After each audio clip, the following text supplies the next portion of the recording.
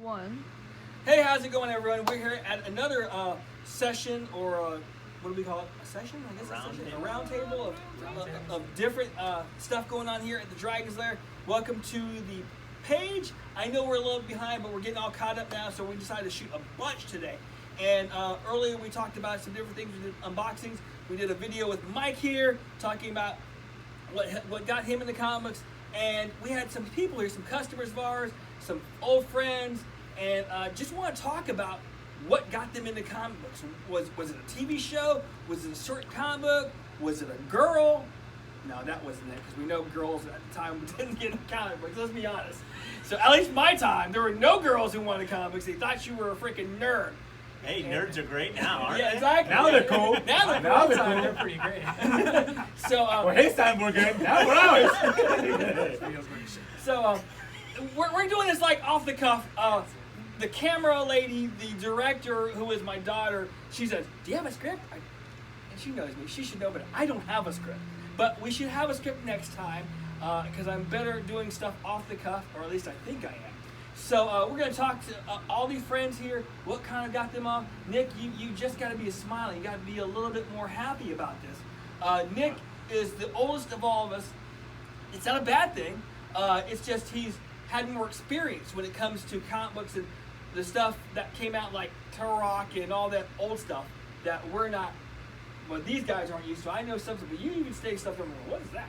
So, Nick, just out of curiosity, what got you into comic books? Just, real quick, take time. Just like when I was a kid, the biggest thing I was into was dinosaurs and models. So I started reading Turok Stone from Carlton Key, which was Carlton Key. It was a very old comic book, but it was like, back when I was there, when I was that young, 7-Eleven had them all the time.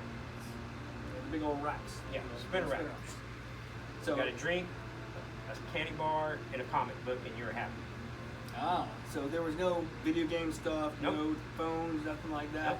They didn't have that in Stone Age. So, just messing. So, but Turok is what kind of got you in it. And then when you went for Turok, where did you go then? I mean, was it? Turok, I started, reading Legion of Superheroes, which I was really weird that I jumped into DC Comics, which was Legion of Superheroes, and then Titans, and then right after that, I have met a friend that was into Marvel and showed me Marvel Comics, and when he said, he was like, "Hey, I have these Avengers and Thors, I'll trade you for your Legion of Superheroes and your Turoks," and I was like, "Yeah, I'll do it." And I didn't know if he was getting a good deal, or I was getting a bad deal, but I was like, "I'll do it." So I started getting the older Avengers and Thor, and then after that, Thor just stuck me. So it's funny because you said I'm actually training, because back then there were no value in comics. No, there was no value. We were just talking about this today. One of my friends, when I got in comics, I traded him a Teen Titans X-Men for a X-Men number 100. We used to take our comics and roll them up and put them in our back and pocket. as kids, you're like, we just want to trade, but it's like that. So, well, that's kind of cool. So you went from there to there, and that's how you got into Avengers and Thor. A big thing for you. Yeah, I know you love the Thor movies and the Avengers movies, and this guy always cracks on you about it. But This Thor was a frog. but it's having great some stories. So as we go from the oldest guy collecting, we're going to go to the youngest guy. And the reason why I say youngest, because when we had the conversation about the pretty girls in the MCU, and she's like my age.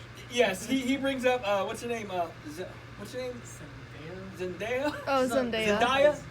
Zendaya. Zendaya. And it's funny because I mentioned, I looked at him, I was like, dude, my daughter used to watch her on that show Shake It Up on Disney. So the funny thing is, that's I didn't where know I who she saw was. her. The fact that I didn't know who she was tells me that she's too young.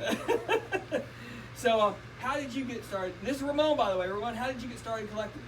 Honestly, it was my dad. So he showed me the original Superman, or the 1989 Superman, I think. Okay.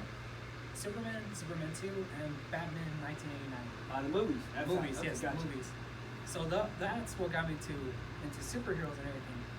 Then my dad showed me a box that he used to have. He had it was in Spanish because he got it from Mexico. He had a Funeral for the Friends, was the death of Superman.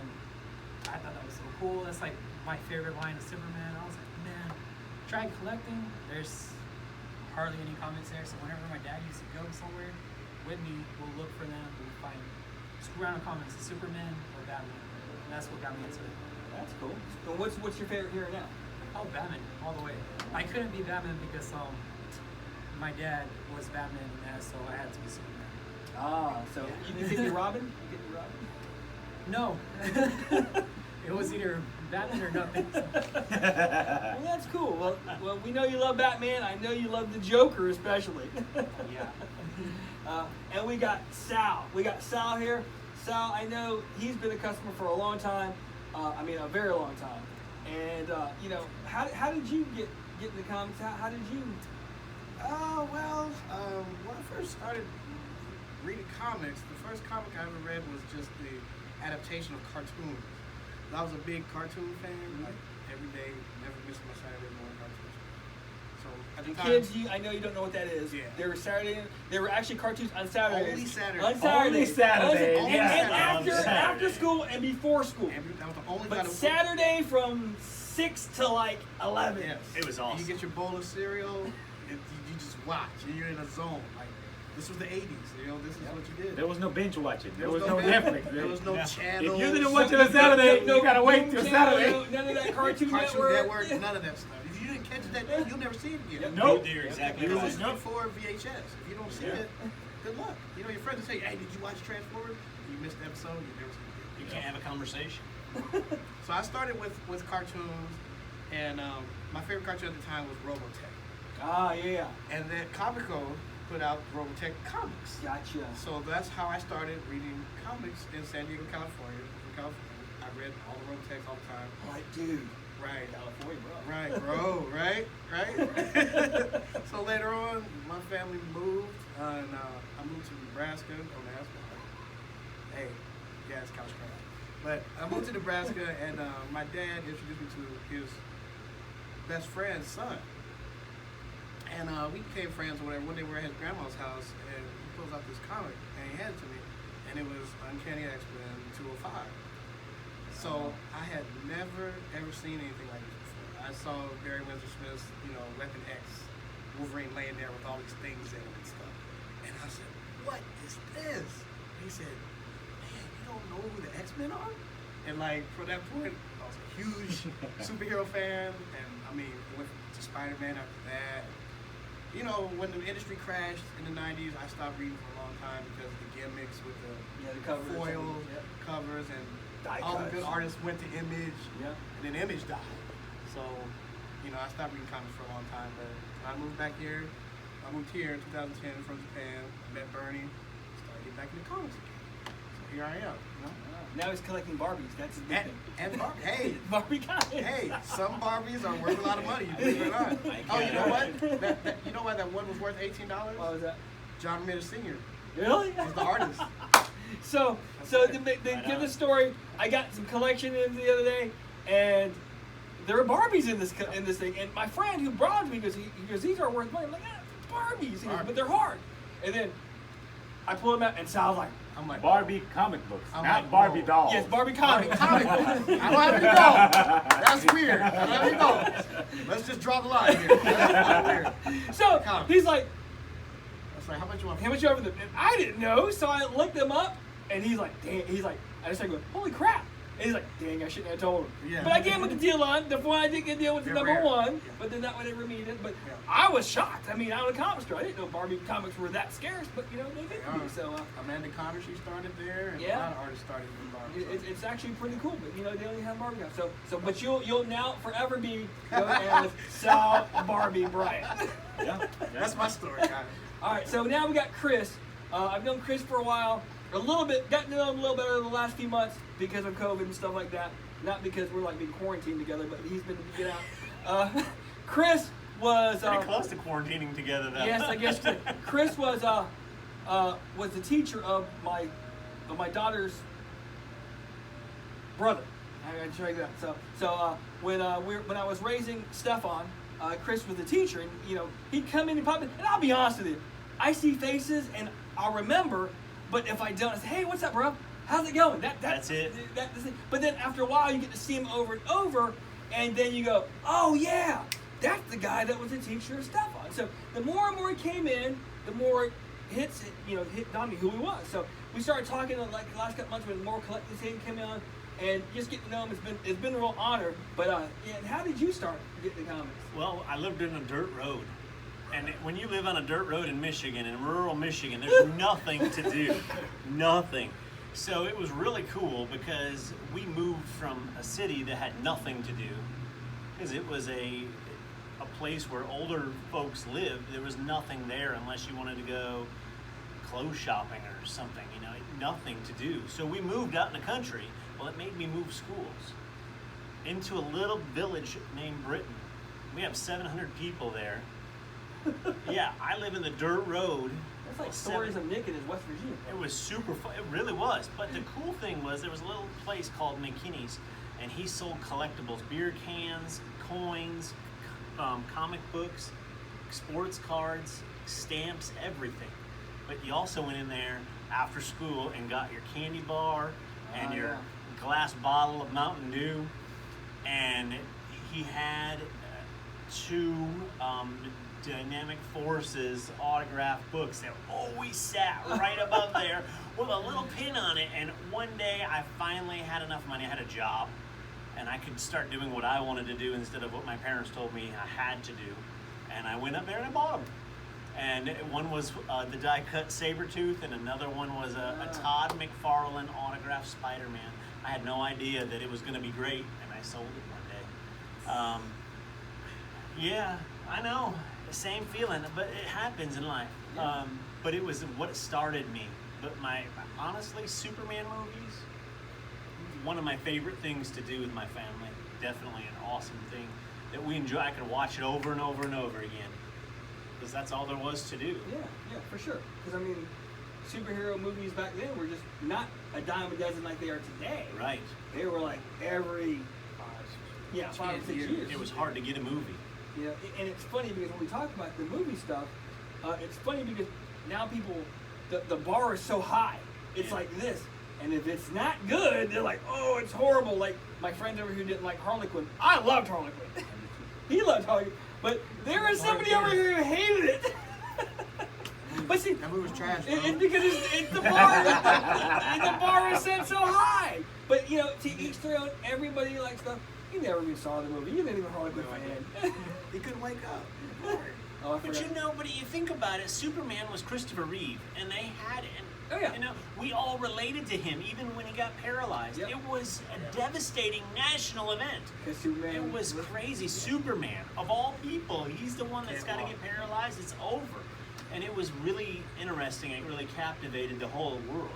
Yeah, I that's think. True. It did. We don't have superheroes like that. And it devastated the world when he passed Exactly. away. Well, that's cool. That's how you start. I mean, I love stories like this. Mike told his story, another one, but I know Mike. It's because your brothers. That's what you said, right? So yeah, my oldest brother was collecting the same series as Superman as you, and your dad used to collect the late '80s to '90s. He was collecting that Superman, and then middle brother was into Spider-Man. He was heavily into Spider-Man and Punisher. I didn't care too much for the Punisher. I liked the Spider-Man and Bagley's work. I knew Bagley was the best since I was 5 years old. Just so you don't know. Ramita! I already Ramita! knew. I already knew he You're the was going to be senior the in greatest. McFarlane. So I liked those as a kid, and You then like it because he was stationary too, by the way. once maybe. So once I grew up and I got into Bagley was stationary. So yeah. Once I grew up and I started buying comics on my own, first book that I ever bought was Thundercats. But the 1985 series, I bought the whole, pretty much the whole series. The first, the Star comic. The first series is 24 books, 24, 26. And I bought a lot on eBay for like 25 bucks, and he had the first 19.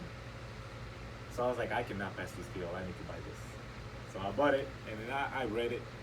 I was like, oh man, I'm gonna start reading comic books.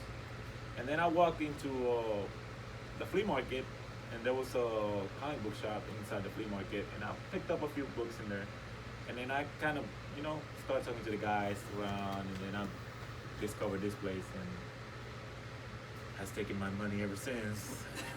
Can't afford anything else. No, so once I got here, that's when I started collecting my, hey, I like Ninja Turtles, so let me pick up the Ninja Turtle books, let me get a comic book subscription, let me spend my check in here and eat ramen noodles the rest of my life. You were such No, a pain when you let me- first came here. I swear. I you was were. a complicated customer. You were, but you're a pain. Complicated Because equals I- pain. Equals pain. But I've gotten to know you, and like all because I've gotten to love. You know, you all have your quirks. You all have your quirks. I have my quirks. I mean, Yeah. So I mean, it's. I would say the thing that got me into collecting was my brothers. My brother Anthony was very big into drawing, and his dream was to work for Marvel, and then he joined the army and he couldn't change. But yeah, I mean, Dream killer, the army. I remember like he used to sit in a corner in a room because he was all three of us in the same room.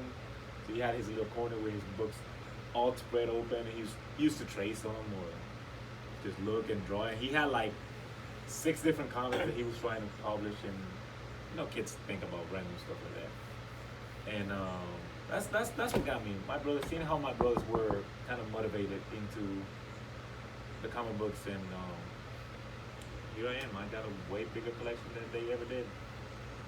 Big collection, huh? Well, I guess that's it, guys. Want to let you guys know. Just stop by and see us when you can. And if you get a chance to, go ahead and subscribe to our channel. I love just having this talk to you guys and getting Yeah, to know no stuff. worries, man. You guys always talk. I always get to talk, so I want you guys to talk for a little bit. So, you know, it's one of those things where when you talk about comic books, it's just not just a comic thing. It's a community. That's what I love about comics. You build this community, and so. Thank you guys for joining us today. Yeah, I no want to do worries, more. no I'm problem. going to do Thank more you. stuff with like more of you guys coming in. So, guys, thank you guys again. Go ahead and if you can, subscribe to our channel and tell all your friends about us. All right, thanks. Have a great day.